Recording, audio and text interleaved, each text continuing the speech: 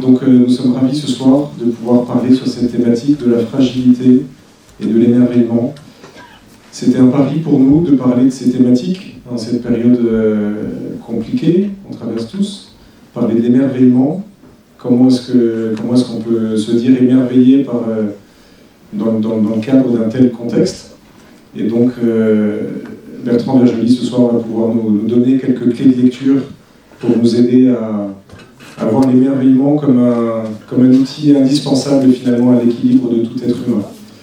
Et nous avons aussi Muriel Moulouch avec nous, qui est membre de Bienveillir en Mayenne et qui dirige la maison de retraite Sigma à Laval et qui donc va pouvoir aussi apporter de son expérience personnelle. Voilà. Bonsoir, je vous salue toutes et tous. Je suis tellement heureuse d'être parmi vous et de pouvoir partager un certain nombre de réflexions à propos de l'émerveillement, de la vieillesse, de la relation qu'il peut y avoir entre les deux. Je crois que pour parler de la relation entre l'émerveillement et la vieillesse, il faut sortir de la situation dans laquelle on aborde habituellement ces questions. Je ne vais pas vous chanter les louanges de la vieillesse et vous expliquer que la vieillesse est quelque chose de merveilleux. Pourquoi ? Parce que je serai immédiatement contredit par des personnes pleines de bon sens qui me feront remarquer que la vieillesse est peut-être merveilleuse pour certaines personnes qui ont le corps, la santé, les conditions matérielles qui permettent de pouvoir jouir de ce temps de la vieillesse. Mais pour une bonne partie des personnes qui sont confrontées à ce moment de la vie, les choses ne sont pas toujours faciles ni merveilleuses. Et si on veut les faire sursauter, disons-leur que la vieillesse est quelque chose de merveilleux. Que de fois je me suis entendu dire « vous verrez quand vous serez vieux ». Je n'ai pas non plus envie de rentrer dans la plainte et dans le fait de noircir les choses.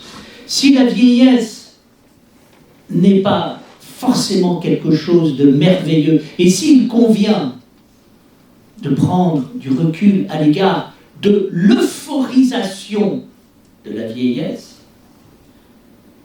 il y a aussi des vieillesses heureuses, et il importe d'échapper à la plainte, à la diabolisation, à la dramatisation, comme si ce temps de la vie était forcément mauvais, sombre, triste, accablant. Je crois que pour comprendre en quoi il peut y avoir une merveille de la vieillesse, il convient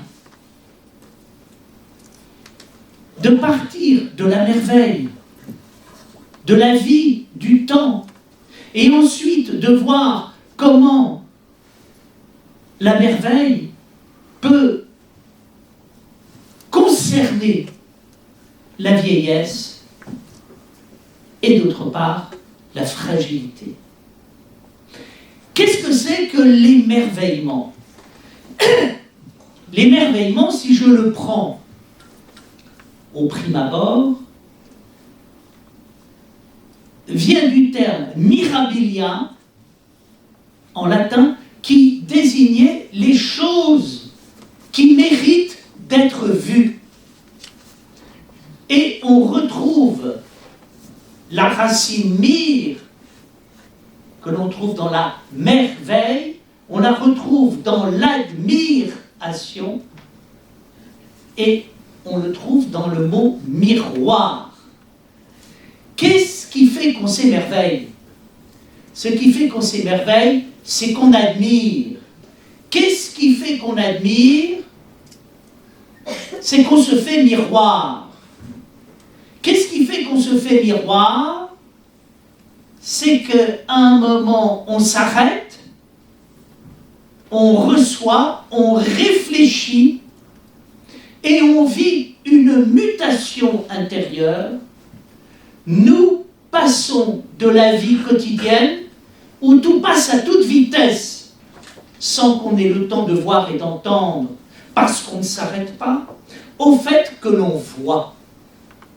Aussi curieux que ça puisse paraître, une des choses les plus merveilleuses de la vie, c'est de voir, c'est d'entendre. Qu'est-ce que c'est que voir? Voir, c'est ce qui se passe quand on voit qu'on voit. Quand on entend qu'on entend. Là, il se passe quelque chose. On passe de la vie où on n'avait rien vu, rien entendu, à la vie où on voit, on entend, et là commence la vie véritable. La culture, les artistes autour de nous, s'efforcent de nous enseigner le regard, l'écoute. Ils nous montrent des choses pour que nous nous arrêtions, que nous les regardions et que nous ayons un petit moment d'existence pure. Ils nous font entendre des choses, des sons, ou bien encore des musiques, pour que nous écoutions et que nous ayons à cette occasion, là encore, un moment d'existence pure. Ce moment d'existence pure est le moment le plus extraordinaire de la vie. Quand nous sommes capables de voir, d'entendre, et que nous éprouvons le bonheur de voir, d'entendre, et le bonheur d'exister à l'occasion du fait d'entendre et de voir, il y a quelque chose en nous qui est totalement heureux. Et nous nous disons, si vivre, c'était vivre pour ce moment où je peux voir, je peux regarder, je peux exister, je peux voir pour le simple plaisir de voir, je peux regarder pour le simple plaisir de regarder, je peux entendre pour le simple plaisir d'entendre et vivre pour le simple plaisir de vivre, alors ça valait la peine d'exister. Et c'est ce que me suggèrent les images que nous venons de voir. Des personnes interrogées disent « l'émerveillement pour moi c'est des choses très simples, c'est un enfant, c'est la nature ». C'est pas un enfant, c'est pas la nature, c'est le moment où je me suis arrêté pour regarder l'enfant et je l'ai vu vivre et j'ai adoré ce moment où j'ai vu l'enfant vivre. C'est le moment où je me suis arrêté dans la nature et j'ai senti la nature vivre. C'est ça, l'émerveillement. Quelque chose de très simple, quelque chose de très riche. Quand je suis capable de m'émerveiller, j'ai compris quelque chose de l'existence. Quand je ne suis pas capable de m'émerveiller, j'ai encore des choses à comprendre à propos de l'existence. Il nous est arrivé de dire parfois, si tu n'as pas compris ça, c'est que tu n'as rien compris. Si tu n'as pas été capable à un moment dans ta vie de t'arrêter, de regarder, de voir, d'entendre, c'est que tu es passé à côté de la vie ou tu n'es pas encore né. Mais si tu as été capable de t'émerveiller, alors tu as tout compris. Tu as compris quoi? Tu as compris la profondeur de la vie. La profondeur de la vie vient du fait que nous sommes liés à l'absolu, à la réalité absolue, à une réalité qui est absolument réelle. C'est ce qui se passe dans l'émerveillement, les philosophes appellent cela l'être. S'il y a l'existence, il y a l'existence qui est. S'il y a la conscience, il y a la conscience qui est. S'il y a la relation avec le monde, il y a la relation avec le monde qui est. Il y a la relation qui est avec le monde. Qu'est-ce que c'est que l'être à l'intérieur de la relation, à l'intérieur de l'existence, à l'intérieur de la conscience, à l'intérieur de notre condition? C'est le moment où nous sommes dans le réellement réel. On me parle souvent du concret. On nous parle souvent du concret. Mais le concret, c'est quoi? Le concret, ce n'est pas les choses. C'est les choses que je vis. Le concret, ce n'est pas la réalité quotidienne. C'est la réalité quotidienne que je vis. Le concret, ce n'est pas le monde. C'est le monde qui vit. Le concret, ce n'est pas la société. C'est la société qui vit. Le concret, ce n'est pas l'ensemble des choses qu'il y a autour de nous, c'est l'ensemble des choses qui vivent.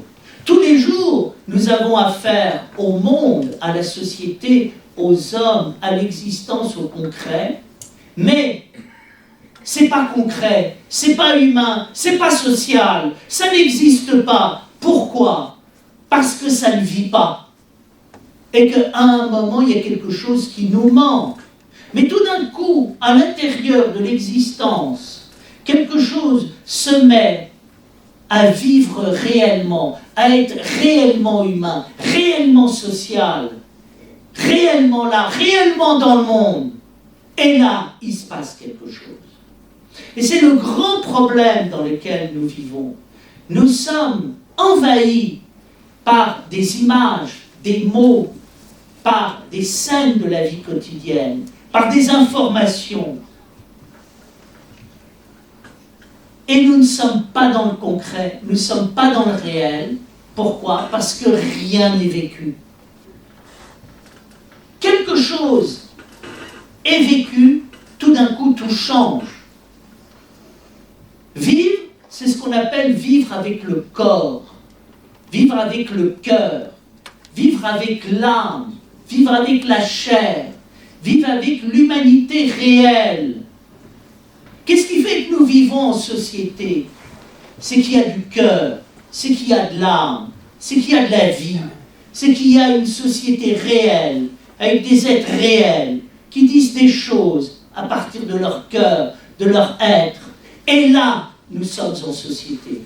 Nous attendons tous un changement de la part de la politique en nous disant tel homme politique va prendre le pouvoir, il va instituer des lois et les choses vont changer. Et tout le monde attend le changement. Et tout le monde demande quand est-ce que le monde va changer? Quand est-ce que l'humanité va changer?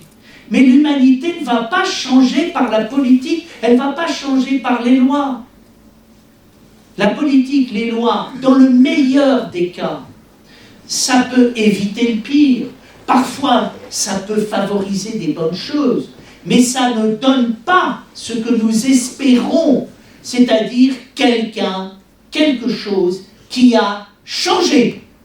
Une société qui a changé. Une société qui a du corps, qui a de la chair, qui a du cœur, qui a de l'âme, et qui fait qu'à un moment, je vais regarder ce monde, et je vais avoir envie de le regarder, et je vais aimer ce monde qui est, qui vit, qui parle, qui a de la chair, qui a une véritable existence. Alors là, ça permet de parler d'un deuxième élément de la vie, qui est la vie. Ça va nous aider à entendre parler de la vieillesse. Qu'est-ce que c'est que la vie? La vie est un phénomène extraordinaire. Pour résumer ce qu'est la vie, il faut comprendre la différence qu'il y a entre la vie et la matière. La matière, c'est la réalité matérielle qui est gouvernée par des lois extérieures. La vie, c'est la réalité matérielle qui vit de l'intérieur.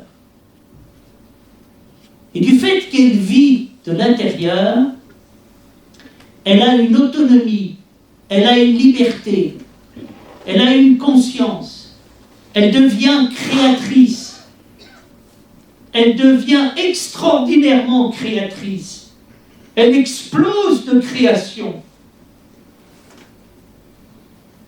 La caractéristique de la vie, c'est que la vie ajoute de la vie à la vie.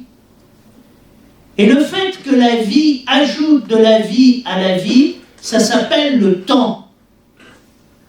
Bergson a changé complètement la vision du temps en prenant le contre-pied de ce que l'on pense habituellement à propos du temps.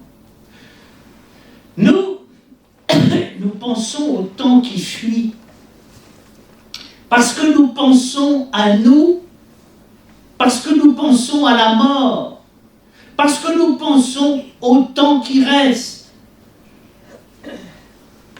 Nous aimerions que le temps puisse s'arrêter. Comme disait Goethe, O du Augenblick, verweile dich, du bist so schön. Ô toi, instant, arrête-toi, tu es si beau. Ô temps, suspends ton vol. Et vous, heure propice, laissez-nous savourer les plus beaux de nos jours, dit Lamartine dans le lac. Le temps véritable, c'est pas un temps qui nous est enlevé, c'est un temps qui nous est offert. Qu'est-ce que c'est que vivre? Vivre, ça n'est pas grandir puis décliner. C'est l'inverse. C'est croître et puis croître encore. Et puis croître encore plus. Parce qu'il existe un temps créateur. Le temps créateur, c'est le véritable temps. Le temps, c'est ce qui nous emmène dans la vie. Le temps, c'est ce qui nous emmène dans la richesse de la vie. C'est pas ce qui nous emmène dans la diminution de la vie. Si nous regardons la création autour de nous, qu'est-ce que nous voyons? Nous ne voyons pas une soustraction, nous voyons une addition. Nous voyons qu'il y a eu la création du monde. Et puis nous voyons qu'il y a eu l'apparition de la vie. Et puis nous voyons qu'il y a eu l'apparition de l'humanité. Et puis nous voyons qu'il y a eu l'apparition de la culture. Et puis nous voyons qu'il y a eu l'apparition de l'histoire. Et puis nous voyons qu'il y a l'apparition de toutes les époques de l'histoire, avec l'esprit des hommes. Et avec les choses extraordinaires que les hommes peuvent produire. C'est quoi la vie? C'est un formidable processus d'expansion dans lequel tout est positif. La naissance est positive. La croissance est positive. La vieillesse est positive. La mort est positive. Vous me direz, je comprends que la naissance soit positive. Je comprends que la croissance soit positive. Mais comment pouvez-vous dire que la vieillesse est positive? Et comment pouvez-vous dire que la mort est positive?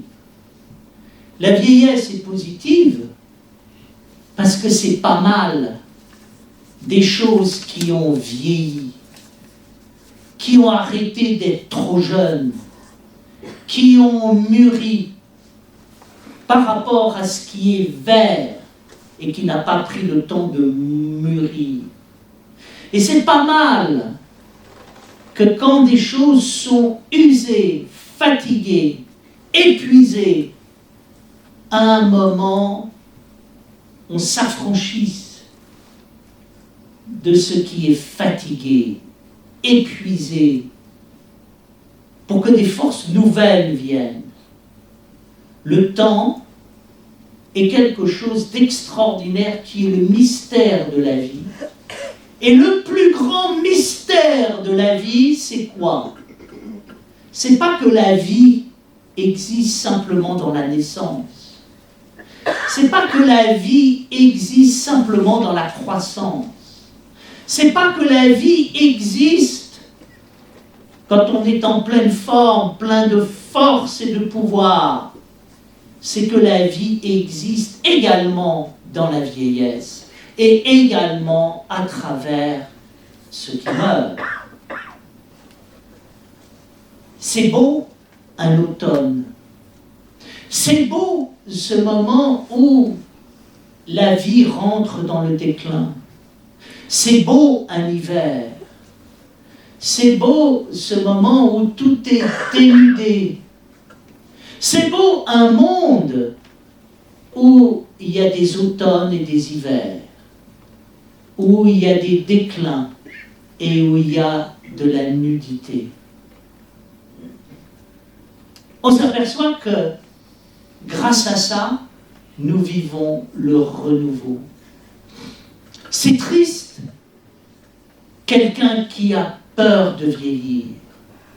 C'est triste, quelqu'un qui a peur de mourir.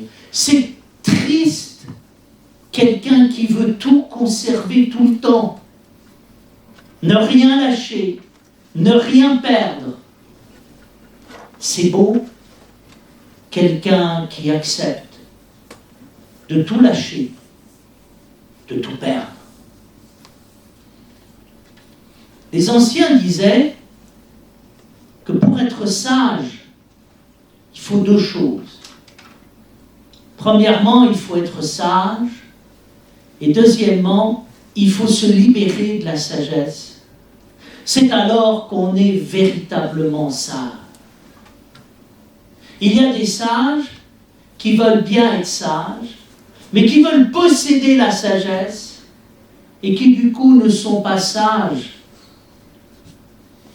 mais sont fous. Vivre, c'est se libérer de tout. C'est rentrer dans tout. C'est sortir de tout. Ce qui est beau dans la vie, c'est qu'on rentre dans la vie. Et c'est qu'on en sort. Ce qui est beau dans la vie, c'est que la vie a un commencement.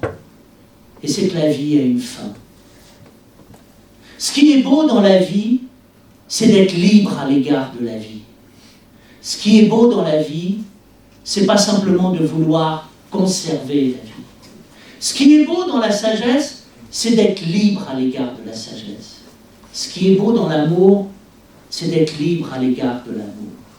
Ce qui est beau à l'égard de la liberté, c'est de pouvoir être libre à l'égard de tout, y compris la liberté.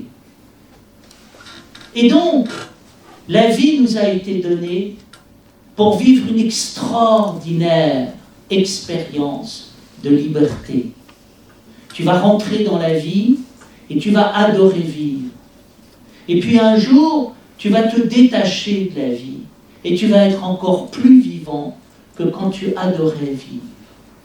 Le moment que nous appelons la vieillesse, ou comme le moment que nous appelons la mort, c'est le moment de la liberté mystérieuse et étrange, où à un moment nous apprenons à nous détacher de tout ce à quoi nous avons été attachés. C'est quand même très curieux d'apercevoir que ce que c'est que notre vie. Nous rentrons dans le monde, nous grandissons, nous mûrissons, à un moment nous déclinons, et puis à un moment nous quittons le monde. Et c'est quand même très curieux d'apercevoir qu'à un certain moment dans la vie, nous nous attachons, et puis petit à petit on est détaché, C'est quand même très curieux d'apercevoir que dans la vie, à un moment on possède tout, et à un autre moment on perd tout. Tout ça est plein de sens. Et si on regarde la vie avec les yeux de la liberté, on s'aperçoit que dans la vie, il y a une immense leçon de liberté. Et que ces moments qui nous paraissent étranges, difficiles, abrupts, comme la vieillesse ou la mort, sont curieusement des moments d'extraordinaire liberté. C'est pour ça que les anciens disaient la question de la mort et la question de la vie, c'est la même chose. La question de la vieillesse et la question de la vie, c'est la même chose. Vivre, c'est bien vivre. Et bien vivre, c'est bien vieillir. Vivre, c'est mourir. Et mourir, c'est bien mourir. Qu'est-ce que ça veut dire, bien vivre, bien vieillir, bien mourir? Ça veut dire, je suis libre. Je peux tout vivre. Je n'ai peur de rien. J'ai pas peur de perdre. J'ai pas peur de décliner. J'ai pas peur à un moment de lâcher tout ce à quoi j'ai été attaché.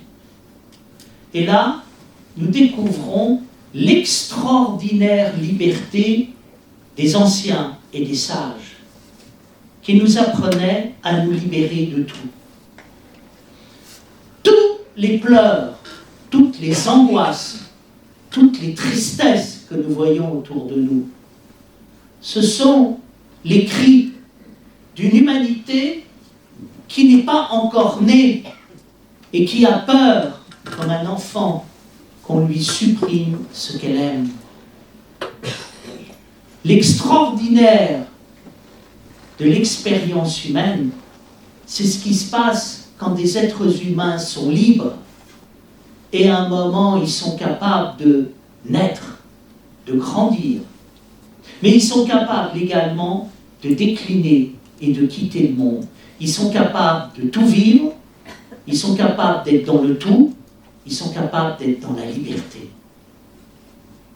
La vie, c'est une pédagogie de la liberté, c'est une aventure de la liberté.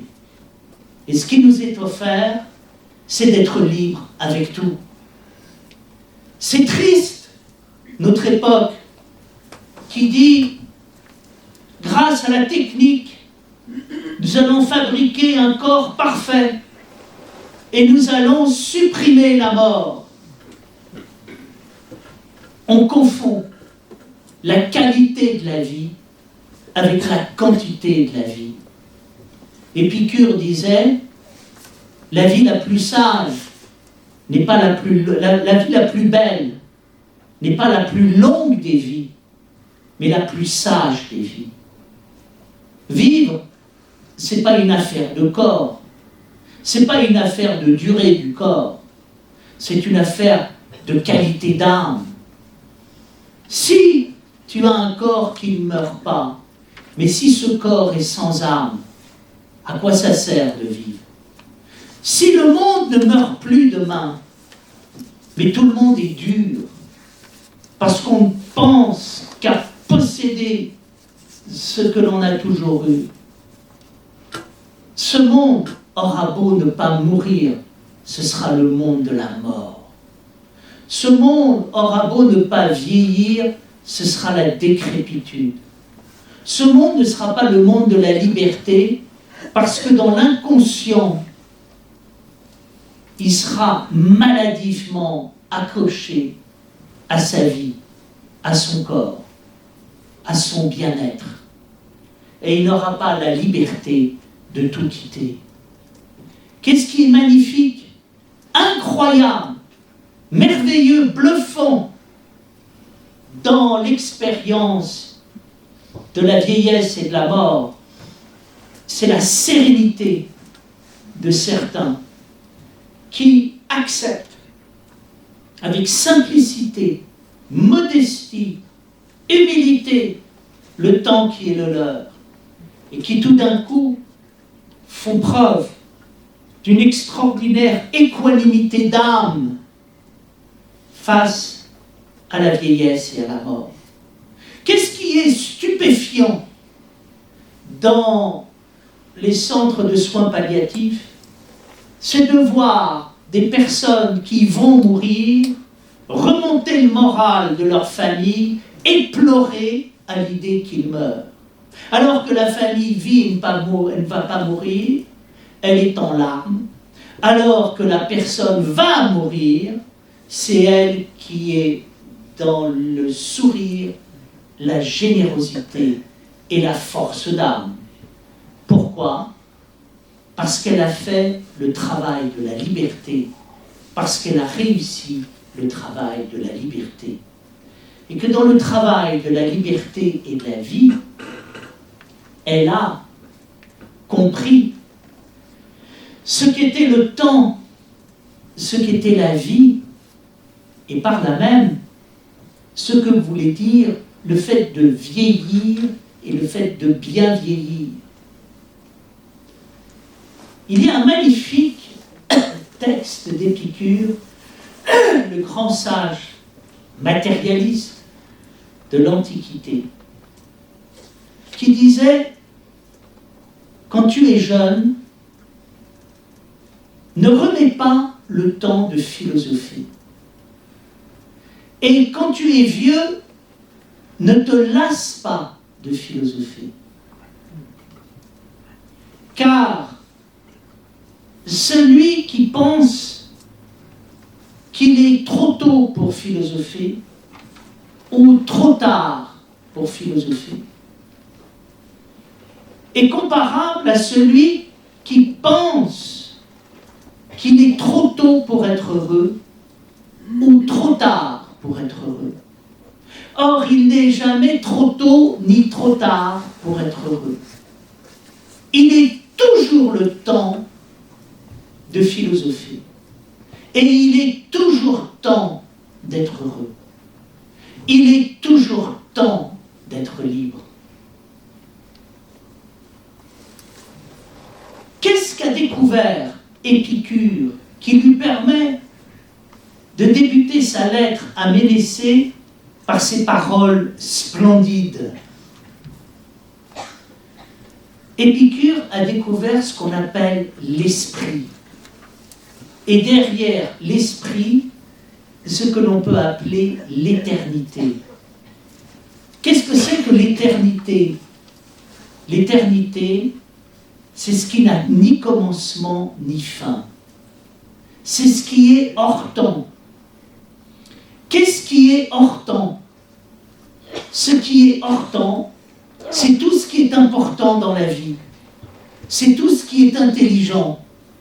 C'est tout ce qui est vrai. Quand quelque chose est intelligent, c'est toujours intelligent.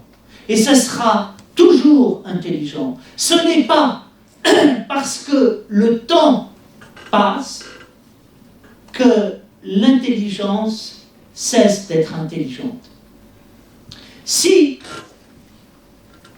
l'intelligence était une question de temps, on serait dans la bêtise de croire que quelque chose est intelligent parce que c'est nouveau. Quelque chose n'est pas intelligent parce que c'est nouveau. Quelque chose est intelligent parce que c'est intelligent. Et c'est pas avec de la nouveauté qu'on fait de l'intelligence. Avec de la nouveauté pour la nouveauté, on fait de la mode. On ne fait pas de l'intelligence.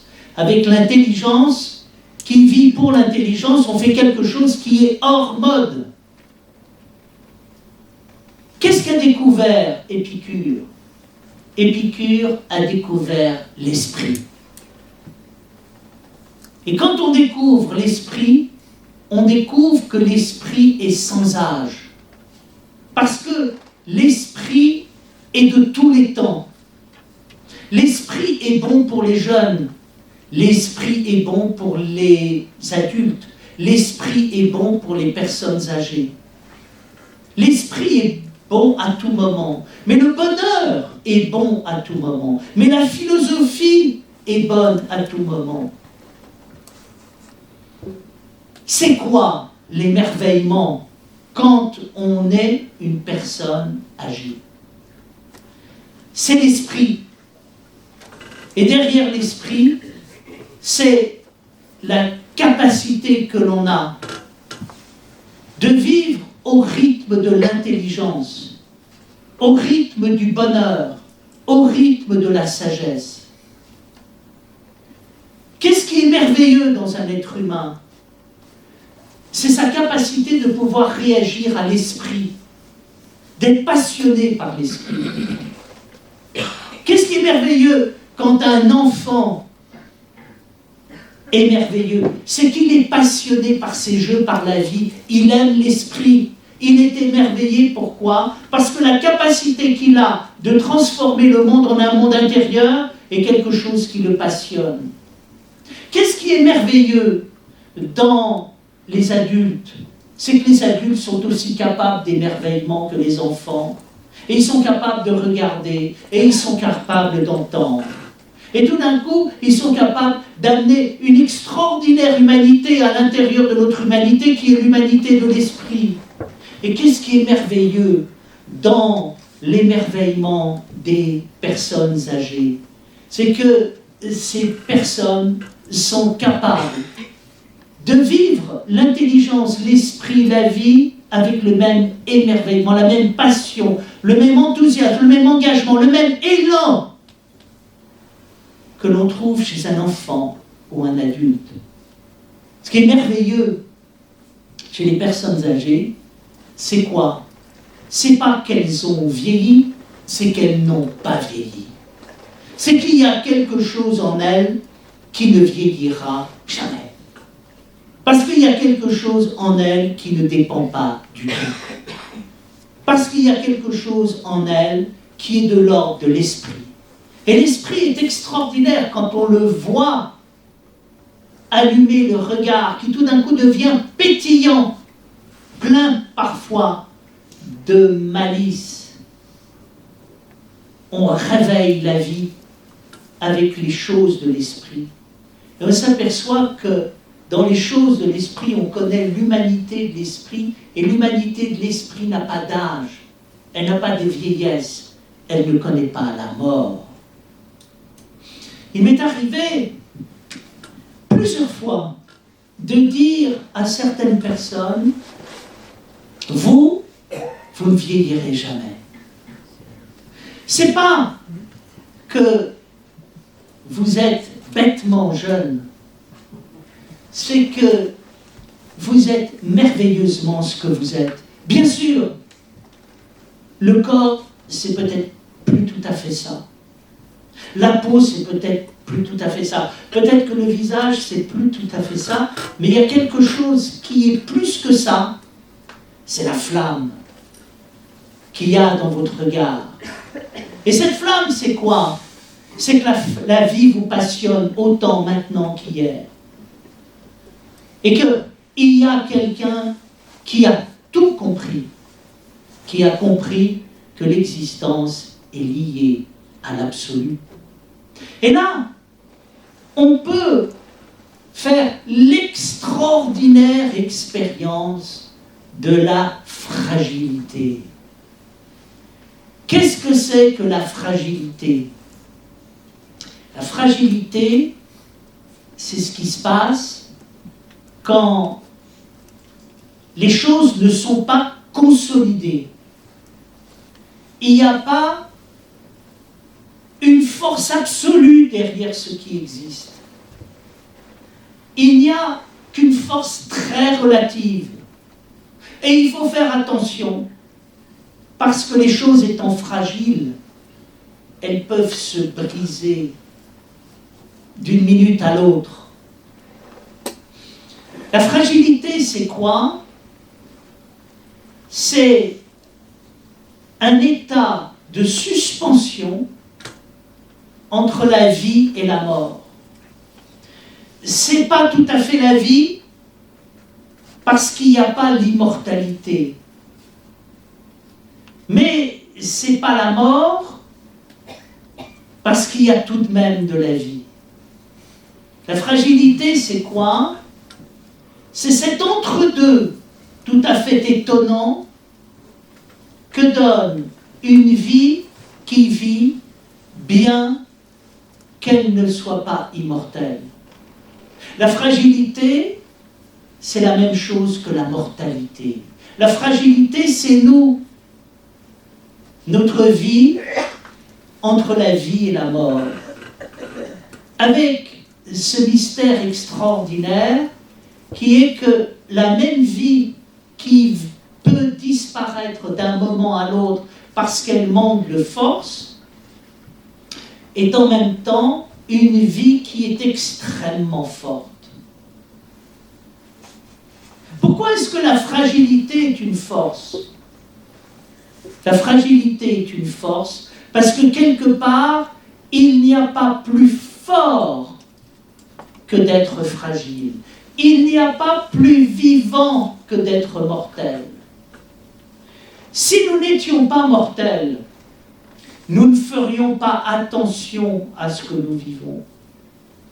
La conscience de la vie n'existerait pas, on serait totalement inconscient, et par là même, on serait terriblement mortel.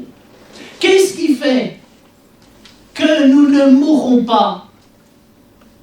C'est le fait que nous sommes mortels. Et qu'étant mortels, nous nous protégeons par notre conscience. Qu'est-ce qui nous protège dans notre vie? C'est notre mortalité, notre conscience de la mortalité, notre acceptation de la fragilité. Chaque âge a ses forces et chaque âge a sa fragilité. Un enfant a sa force et sa fragilité. Un adulte a sa force et sa fragilité. Une personne âgée a sa force et sa fragilité. L'enfant est fragile, pourquoi? Parce qu'il n'a pas d'expérience. Il ne sait pas.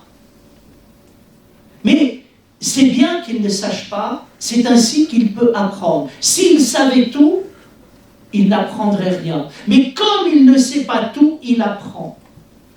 Et donc, sa fragilité, qui est liée à son inexpérience, est en même temps ce qui fait sa force. D'où vient la fragilité d'un adulte? La fragilité d'un adulte vient de ce qu'il a de l'expérience.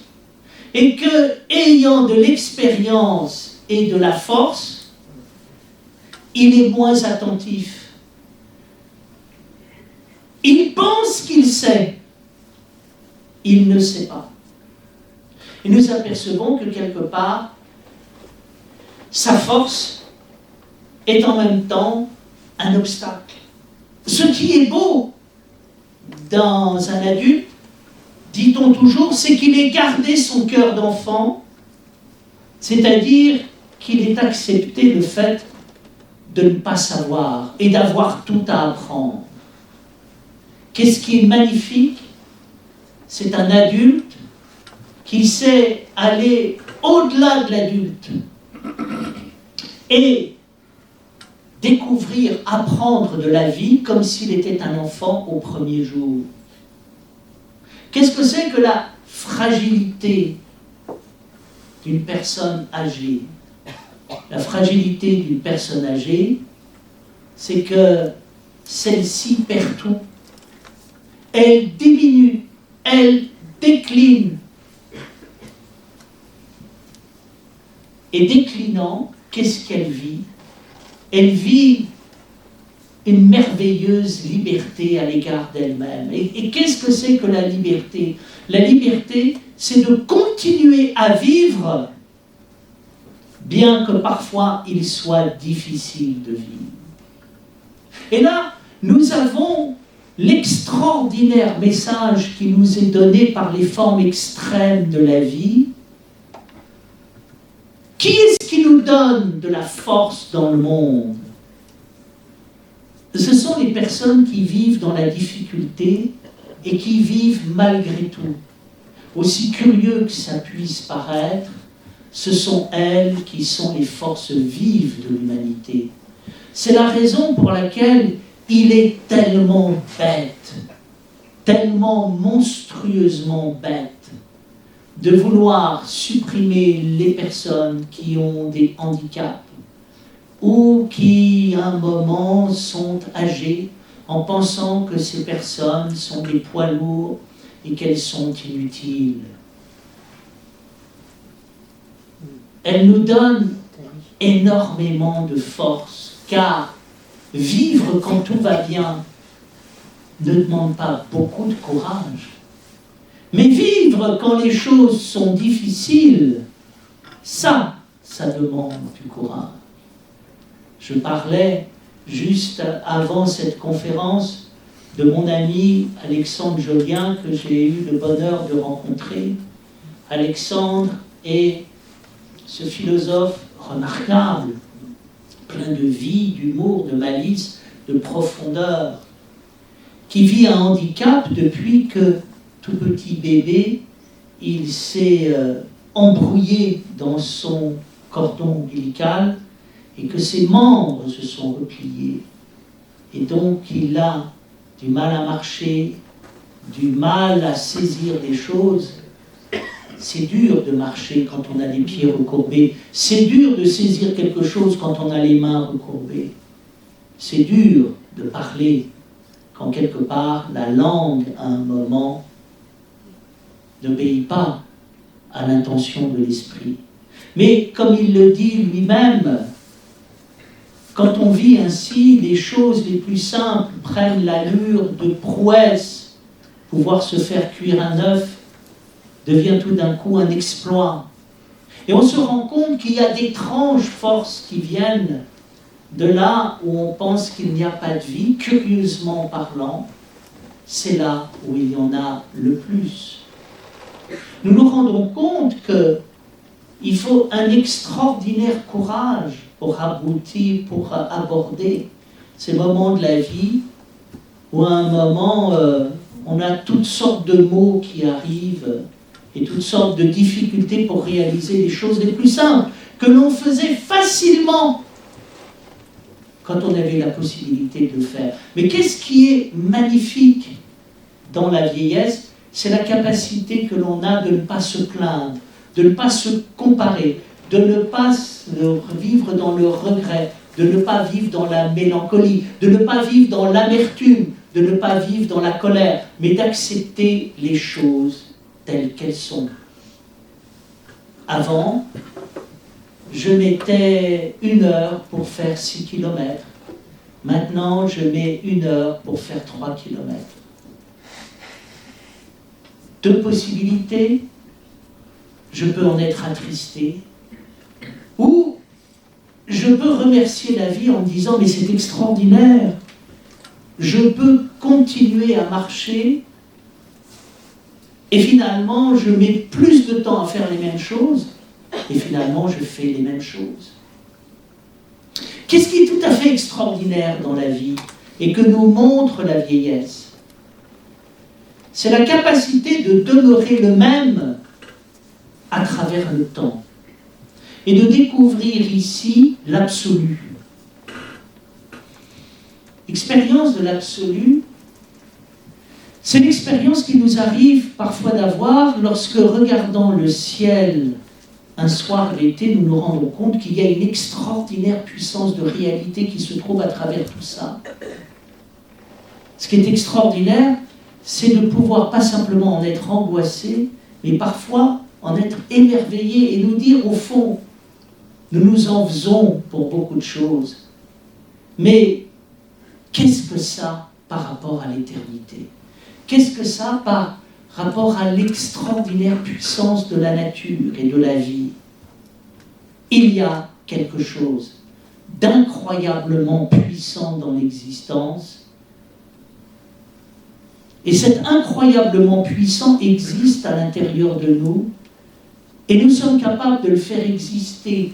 Comment? Ben, tout d'un coup, par l'expérience de la sérénité, de l'équanimité d'âme. Et l'expérience de la sérénité, de l'équanimité d'âme réside dans une seule opération, la capacité d'une acceptation totale de ce qui est.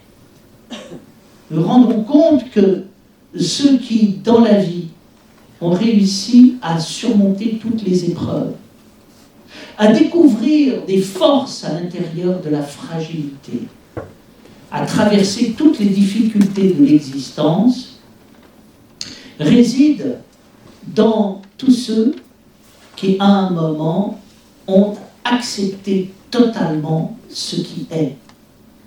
En acceptant totalement ce qui est,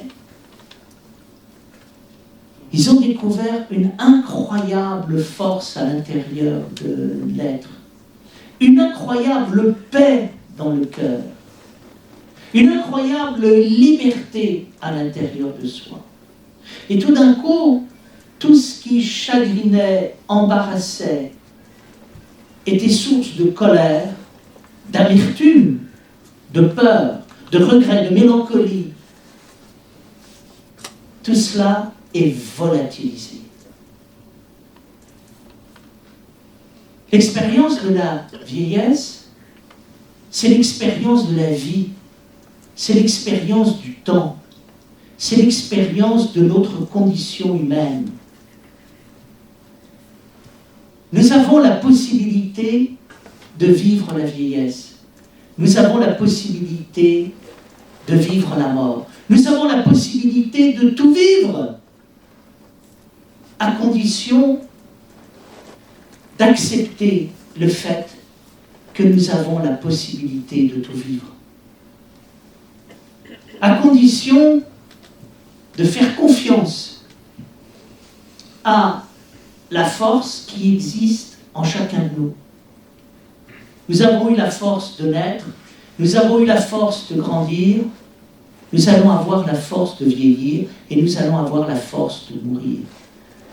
Parce que nous avons la force en nous de pouvoir tout vivre. Parce que c'est ainsi. Parce que la vie est extraordinairement riche. Parce que la vie est merveilleusement riche. On s'en rend compte dès qu'on s'arrête.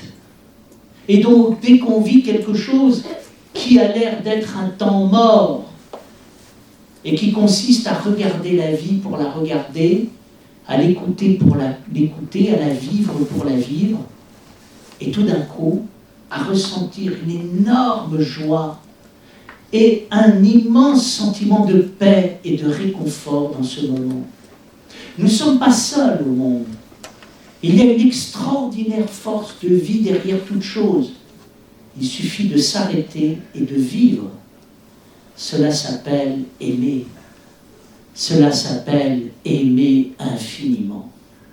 Cela s'appelle avoir compris quelque chose de la vie si nous comprenons que vivre et aimer infiniment sont la même chose. Nous avons la force, nous avons la capacité de pouvoir tout vivre. La vieillesse, la mort, la vie, la naissance. Il nous reste à le cultiver. Merci pour votre attention.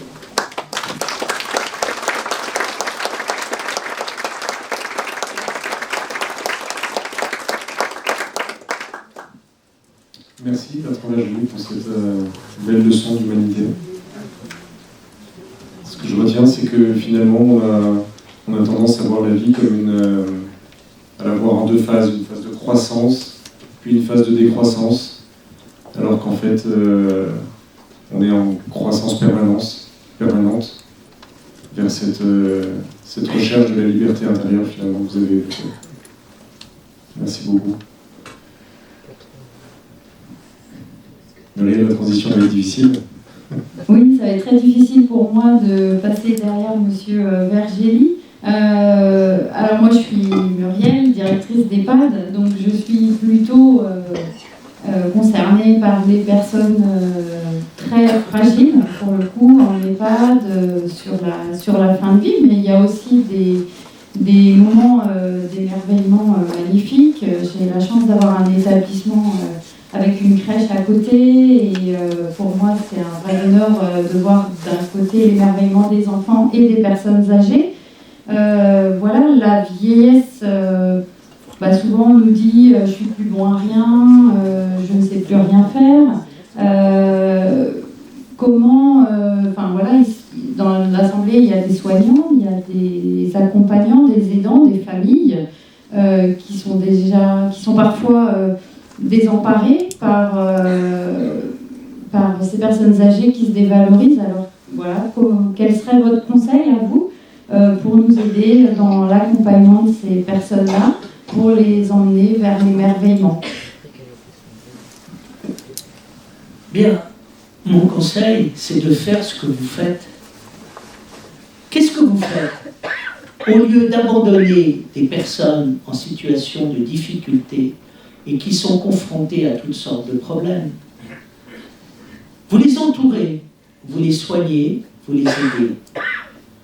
Et parfois, grâce à vos soins, votre attention, ces personnes, retrouvant un peu de paix et de sécurité, changent tout d'un coup.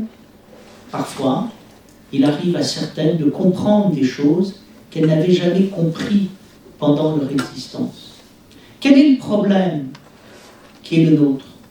C'est de trouver les médiations, les moyens qui permettent de passer de la vieillesse avec tout ce qu'elle peut avoir de terrible, de lourd, à la vieillesse heureuse. Bien évidemment, j'ai conscience qu'en tenant le discours que j'ai tenu devant vous, on me dira, Monsieur Vergely, il y a des cas pratiques qui sont très lourds. Vous nous parlez de la sagesse, mais autour de nous, des personnes sont parfois dans un état de détresse ou de délabrement tel que la sagesse dont vous nous parlez semble irréelle et nous en sommes même pas là. C'est vrai, j'en ai conscience. Mais pourtant, ce que je vois d'admirable, c'est ce que fait notre société. C'est ce que vous faites, madame, lorsque vous dirigez un EHPAD. On a décidé de ne pas abandonner les personnes âgées à leur sort. Et on a mis en place tout un système remarquable d'aide pour les aider à traverser cette épreuve. Et je crois qu'il faut que vous continuiez. Tout est là. Vous voyez, la caractéristique de la vie, c'est que tout est là. Il suffit de savoir prendre ce qui est là. Donc, je crois que dans ce que je n'ai pas de conseil à vous dire, parce que vous avez déjà réalisé tout ce qu'il faut faire. Vous entourez les personnes, vous êtes là, vous les soignez, et petit à petit, eh bien, certaines sortent de la situation de détresse. Et la question que moi j'aimerais vous poser, c'est est-ce que vous pourriez nous parler de moments positifs, de moments où vous avez vu des personnes passer de l'amertume, de la tristesse, de la mélancolie, mais tout d'un coup à plus de paix, plus de sérénité, voire à un sourire? Alors oui, il y en a plein d'exemples comme ça. Il y a la présence des enfants pendant la crise sanitaire, puisqu'on en parlait au début du reportage, il y a eu plein de personnes qui nous ont remerciés d'avoir été présentes pour elles, parce qu'en EHPAD, finalement, ils ont été moins isolés parfois qu'à domicile. Il y a plein de belles choses qui se sont faites pendant ce confinement. Voilà, et puis c'est vrai que souvent les personnes arrivent en sortie d'hospitalisation, c'est des moments où ils n'ont pas forcément choisi d'arriver en EHPAD, c'est aussi pour leur sécurité, effectivement. Et ces personnes-là, au fur et à mesure, prennent leur marque dans l'établissement, la famille aussi, il y a une relation de confiance qui s'installe. Et petit à petit, la vie reprend. C'est vrai, des fois, ils arrivent, ils sont prostrés, ils n'ont pas envie de sortir, d'aller vers les autres. Et petit à petit, ils prennent leur marque et arrivent à dépasser leur peur encore à cet âge-là. Et à aller vers les autres et à vivre des bons moments, effectivement. qui rejoint aussi l'un des témoignages effectivement du début de ce que vous avez dit, cette importance de savoir s'arrêter pour prendre le temps de regarder ce qui se passe en nous, ce qui se passe autour de nous. Oui, alors c'est vrai qu'on ne l'a pas toujours non plus le temps pour s'arrêter, mais voilà, il faut qu'on arrive à prendre ce temps effectivement pour les accompagner au mieux. Et là-dessus, je crois qu'il faut s'arrêter sur ce paradoxe. Pour résoudre des problèmes graves de la vie, aussi curieux que ça puisse paraître, la seule chose à faire, c'est de ne rien faire. C'est-à-dire de faire le rien. Et faire le rien, c'est ce qui se passe quand on s'arrête. Quand on s'arrête, on ne fait rien. On regarde pour regarder. On écoute pour écouter. Mais là, c'est là qu'il se passe des choses absolument géniales, époustouflantes.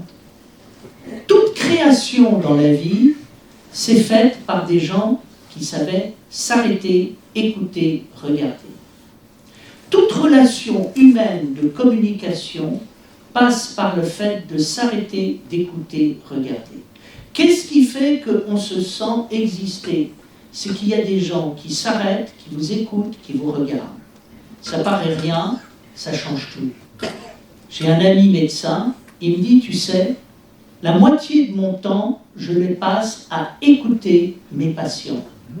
Et donc, les gens se sentent écoutés, ils ont envie de guérir, ils ont envie de vivre. Qu'est-ce qu'il y a à faire? Rien.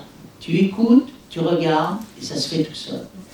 Voilà. Et donc, je crois que c'est ça qui est important, et qui, justement, permet, justement, de donner des moyens d'action énormes. On n'imagine pas à quel point il est réconfortant de se sentir écouté, regardé, simplement parce que des personnes ont pris le temps de s'arrêter, de vous écouter, de vous regarder. Ça paraît rien, c'est énorme.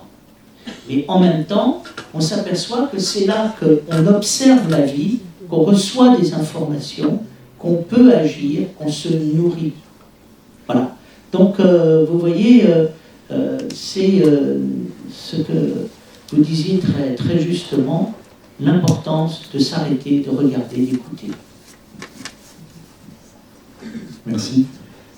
On peut passer aux questions, s'il y en a qui sont arrivées.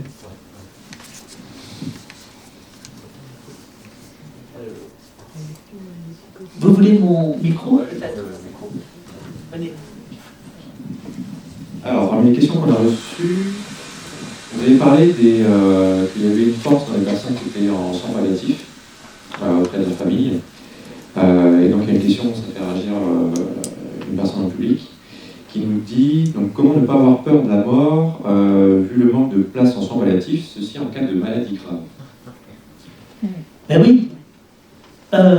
C'est-à-dire, il faut comprendre, une chose est la peur de la mort, une autre est le problème que nous avons rencontré dans la pandémie, c'est-à-dire les services hospitaliers sont submergés et tout d'un coup, on entend des paroles qui donnent l'impression qu'au fond, on est une surcharge, qu'il faut qu'on débarrasse le plancher, qu'on est une gêne. Je crois que nous sommes tous capables d'accepter la mort, mais nous ressentons très douloureusement le fait d'avoir l'impression d'être une surcharge, d'être une gêne, et nous sommes angoissés si quelqu'un nous dit « Écoutez, vous êtes âgé, il faut de la place pour les personnes qui sont malades, on ne va plus vous soigner, vous rentrez chez vous, tant pis, vous mourrez, écoutez, vous avez assez vécu comme ça, il faut de la place pour les jeunes. » C'est ça qui fait peur. Vous savez, vous avez des personnes, quand est-ce que les personnes ont envie de se suicider? Elles ont envie de se suicider ou elles demandent l'euthanasie quand elles disent « Je suis une surcharge pour mes enfants, je gêne tout le monde, je sens que je gêne, eh bien j'ai envie de partir. » C'est-à-dire, vous voyez, le sentiment de ne pas être aimable, le sentiment d'être une surcharge, le sentiment de gêner les autres, c'est ça qui est très douloureux. Et c'est ça qui était terrible dans la pandémie. il y a les médecins redoutaient de devoir faire le tri parmi les malades, et en disant, surtout, nous ne voulons surtout pas arriver à ce moment où il y aura une telle surcharge hospitalière que nous serons obligés de trier qui aura le droit de vivre et qui n'aura pas le droit de vivre. C'est ça qui est terrifiant. Vous voyez, la question de la mort est autre chose. Si vous la prenez, si on la prend d'une manière sereine, si on n'a pas le sentiment de gêner, il se passe tout à fait autre chose. Merci. Vous avez parlé qu'un hiver ou un automne était beau. Oui. Et que la perception du temps qui s'écoule peut déterminer notre capacité d'émerveillement. Comment interprétez-vous alors qu'on compte parfois le temps en printemps plutôt qu'en hiver ou en automne? Eh bien, parce que on pense le renouveau, et c'est ce renouveau qui permet de penser l'automne et l'hiver. C'est parce que nous avons en nous la mémoire des printemps que nous sommes capables de voir l'automne comme un printemps et l'hiver comme un printemps. Nous sommes capables de découvrir la beauté de l'hiver et la beauté de l'automne parce que nous avons le sens de la beauté et le sens du printemps qu'il y a derrière la beauté. Quelques petites questions. J'ai 92 ans. Mon fils vient de m'annoncer qu'il partait à l'étranger pour 3 ans sans pouvoir revenir ni communiquer avec moi. Quel conseil me donneriez-vous pour garder un émerveillement et ne pas me focaliser sur le fait que je ne le reverrai peut-être plus? Eh bien, je dirais à mon fils, bravo, tu as confiance en moi, tu as confiance dans la vie, bon voyage, bonne route, vas-y. C'est-à-dire, je pense que faut-il que cette dame soit vivante pour que son fils n'ait pas peur de partir 3 ans à l'étranger. Je crois que j'essayerai de voir dans le geste du fils une grande confiance dans la vie et un grand compliment à l'égard des capacités de vitalité de sa maman. Vous avez parlé de la possession et de la dépossession. Selon vous, qu'est-ce qu'il peut rester à posséder au quotidien pour une personne âgée? Vous savez, on avait demandé à Jean Cocteau, s'il y avait le feu chez vous, qu'est-ce que vous emporteriez? Il a répondu, j'emporterais le feu. Eh bien, on a envie de dire, qu'est-ce qu'on peut posséder quand on est âgé? Eh bien, on peut posséder le fait de ne plus rien posséder. Et on peut posséder le fait de se déposséder. Et en fait, c'est vraiment beaucoup de personnes âgées disent c'est quand même merveilleux la vie, j'étais très attachée à beaucoup de choses et je m'aperçois maintenant que je suis détachée de toutes sortes de choses auxquelles j'étais attachée et quel bien-être ça me procure, quelle liberté ça me procure. C'est-à-dire qu'il y a quelque chose, il y a un très grand humour de la personne âgée. Je connais à propos d'humour, une plaisanterie que je trouvais assez bien. Il y avait une vieille actrice qui avait été très belle, et à un moment, elle habitait au 6e étage. Et un jour, un de ses anciens soupirants arrive, et quand il arrive au 6e étage sans ascenseur, eh bien, tout d'un coup, il était quand même passablement essoufflé. Et elle lui a dit avec beaucoup d'humour, vous voyez, cher ami, habiter au 6e, c'est tout ce qui me reste pour faire battre les cœurs. Merveilleux, merveilleux humour. Selon vous, qu'est-ce qu'une vie réussie? Une vie réussie, c'est une vie vivante. C'est une vie qui est toujours aussi vivante. C'est une vie qui aime la vie. La réussite, ce n'est pas ce qu'on a pu réussir à l'extérieur. La réussite, c'est la réussite de la vie elle-même. C'est-à-dire, si une vie réussit à être la vie, qu'est-ce qu'elle est réussie?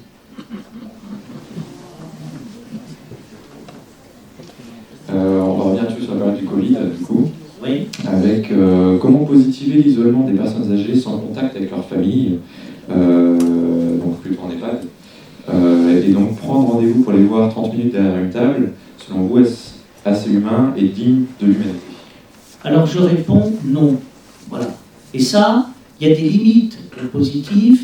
Je veux bien m'émerveiller, mais je trouve que les personnes âgées ont vécu des choses très très dures, et je trouve que ça me fait mal au cœur de voir les conditions dans lesquelles elles ont vécu, surtout pour les préserver de la mort. Vous savez, j'ai l'exemple à Orléans d'un de nos amis, c'est très simple, il a eu un AVC.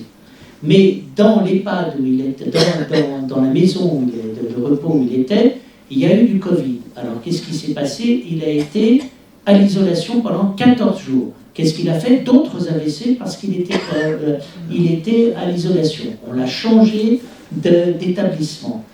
Dans l'établissement dans lequel il est arrivé, il y a eu de nouveau un cas de Covid à l'étage. Paf! On lui a mis un deuxième confinement de 14 jours. Il a, à un moment, il est sorti de là. Il a eu bien évidemment d'autres AVC, alors des mini-AVC, mais il a tendance à les enchaîner, ce qui fait que son état déclinait de plus en plus. Et puis, il a eu une troisième fois une isolation. C'est-à-dire, à force de l'isoler, finalement, on a failli le faire mourir. Il faut bien voir qu'il y a des gens qui sont morts de désespoir, morts de tristesse. Et là, il y a un problème, mais c'est vous qui êtes mieux capable de répondre à ça. Je me demande si on n'a pas été victime à un moment de la volonté qui est la nôtre de protéger les personnes âgées à l'égard du Covid, et en oubliant qu'on peut mourir du Covid, mais on peut mourir de tristesse et de chagrin, et qu'il y a des moments, je crois, des personnes qui sont mortes de chagrin. Alors c'est la question que je vous pose. C'est vrai que c'est très difficile quand on dirige un EHPAD de prendre des décisions. Donc là, j'avoue mes limites, et c'est pour ça que je vous repasse la parole pour vous dire qu'est-ce que vous avez fait. Est-ce que vous avez été confronté à ce problème? Comment vous l'avez réglé? Bah oui, ça n'a pas été une période très très simple. Oui, on a isolé les personnes âgées, on a suivi aussi les consignes qui nous ont été données plus haut. Malgré tout, on a essayé de garder le lien dès que c'était possible par les Skype, mais c'est pas une génération écran non plus. Peut-être que plus tard, ce sera un petit peu plus développé. Voilà, il y avait le deuxième volet aussi qu'on nous disait, c'était aussi de protéger le personnel. On a aussi des mères de famille dans les EHPAD, il fallait aussi les protéger pendant cette période-là. Il y avait protéger les personnes âgées, mais il y avait aussi protéger le personnel. Ça a toujours été ça a été une période très violente. Et pour les personnels, et pour les personnes âgées. On a essayé d'ouvrir dès que possible. Alors certes, ça faisait, j'ai entendu, un peu gardien de prison, parloir derrière les plexiglas au départ, et puis dès qu'on a pu lever les gestes barrières, Alexandre a été confronté aussi. Voilà, humainement, ça a été très compliqué, aussi bien pour les directeurs que pour les personnels, mais c'est aussi des consignes qu'on avait au niveau national. Ça a été, mais il y a aussi des personnes qui sont mortes de chagrin. Voilà, moi, dans l'EHPAD, j'ai eu des personnes en fin de vie pendant cette période de confinement. La porte n'a jamais été fermée, ni le jour ni la nuit, aux familles qui ont pu accompagner leurs personnes en fin de vie dans mon établissement en tout cas.